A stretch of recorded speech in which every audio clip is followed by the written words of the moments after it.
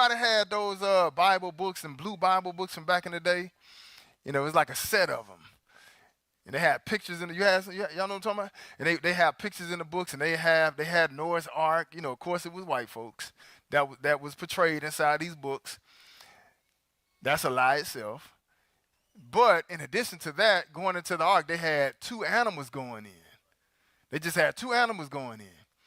Now that I'm thinking about it, it makes sense why they didn't mention the seven. Because they want to keep eating unclean.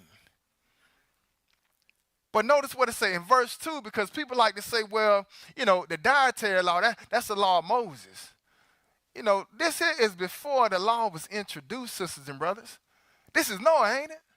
So notice what he says. He said, of every clean beast, thou shalt take to thee by sevens. What else does it say? The male and his female. Uh-huh.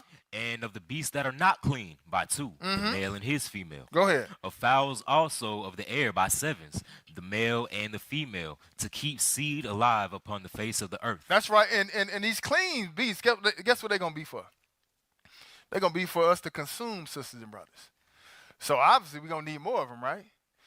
But you don't got no unclean beasts on the table for us to eat, do you? And we're going to see that.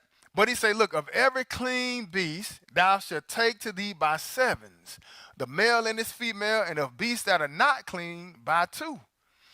So, you know, you're going to have what we might have saw coming up pertaining to the two beasts that they would promote or show us in churches. That was pertaining to unclean beasts, wasn't it? Nobody never said nothing about the seven unclean. So that let us know that this has been around from the beginning, ain't it? This in Genesis, sisters and brothers. So the law has always been on the table. You know, he just, solidified it once Israel came into the picture. You know, that's when it was made known to the world.